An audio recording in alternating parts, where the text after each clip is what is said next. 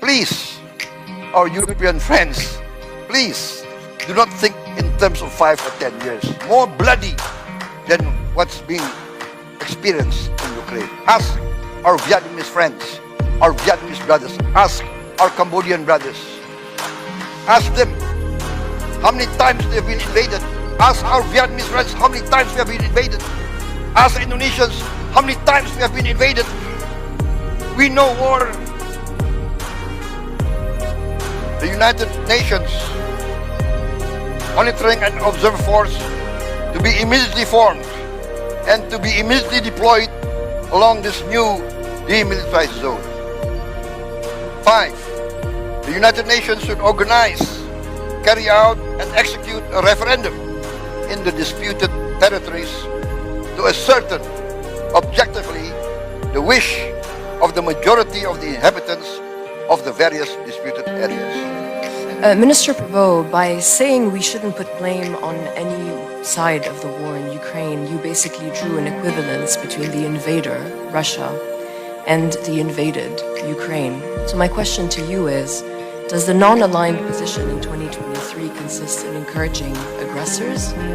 Minister Prabowo, I have a similar question about Myanmar. President Jokowi said earlier this year that Indonesia had a particular history that it could share with Myanmar's generals about its transition to democracy. You were present during those events in 1998, and you have been an active participant in Indonesia's democracy for the last 20 years. So I wonder, in your particular capacity, what advice you would give to Myanmar's generals if you had the chance. Thank you. So my question to the Minister Prabowo is, as Indonesia is a ASEAN chairman for this year, how Indonesia can work closely together with Thailand, which is another ASEAN member, and China, which is ASEAN partner, to mitigate or, if possible, to address the Myanmar crisis. I'd also like to refer to the proposals from Minister Prabowo to solve the conflict in Ukraine. I would like to ask you, Minister, why didn't you address the Russian aggression, that this was the only reason for this conflict, and that if Ukraine stops to defend itself, the sovereignty of Ukraine would be gone, and if Russia stops the war, the conflict would come to an end. And if we follow your proposals to come to a ceasefire, wouldn't this only cement a new frozen conflict in Europe? To use proper language and to bring some clarity, saying there is no Ukrainian-Russian conflict, there is Russian invasion of Ukraine, and there are no disputed territories in Ukraine because Ukraine only has the territory of 1991, which was established and has not changed since then, so this is the only internationally recognized borders of Ukraine. But I think there is a major illusion also that if we have a ceasefire, as it is now, we will have a decrease in atrocities. Actually, I think that it will only bring not to cessation of atrocities, but actually to increase in them, giving Russia a free hand in raping Ukrainian women, in killing civilians, and also in kidnapping Ukrainian children from the occupied territories. So I do think that we have to be very clear in what we say. John, thank you. I don't know if I can answer these questions in 3 minutes, but I will try. Several questions insinuated that I'm equating between the invader and the invaded. I think this is an emotional reaction. But what I'm putting forward is conflict resolution. I'm not saying which side is right or wrong. And I think this is being taken mistakenly because Indonesia's position is very clear. In the United Nations, we voted against the Russian invasion. We voted. You can check our voting record. We are not talking about right or wrong. I'm just proposing that we attempt at conflict resolution, and this has been done historically. Please, our European friends, please do not think in terms of 5 or 10 years.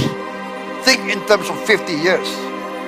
We in Asia, we have our share of conflict, of war. Maybe more disasters, more bloody than what's being experienced in Ukraine. Ask our Vietnamese friends, our Vietnamese brothers. Ask our Cambodian brothers. Ask them how many times they have been invaded. Ask our Vietnamese friends how many times we have been invaded. Ask Indonesians how many times we have been invaded. We know war. We want to resolve. We want to help. But again, it's up to the two parties. What is the United Nations for?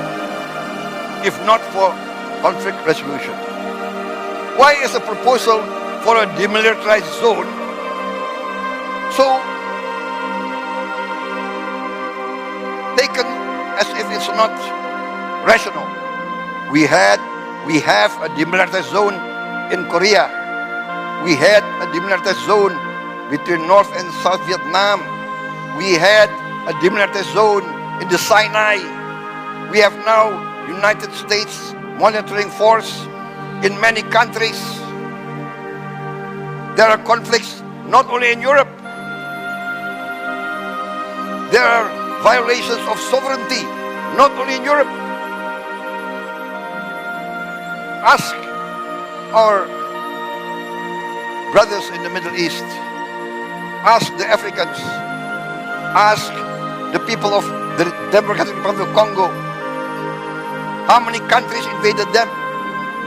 There are United Nations forces in the Congo.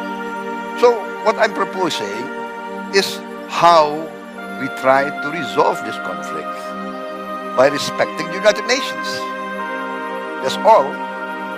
I'm not equating aggression with the aggressors.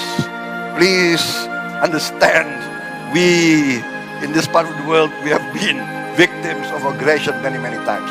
I think that's my answer. And for Myanmar, very clear that ASEAN has not accepted the authoritarian and the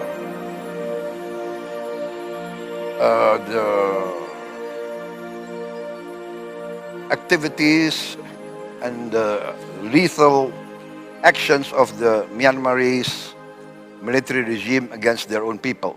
So that is very clear.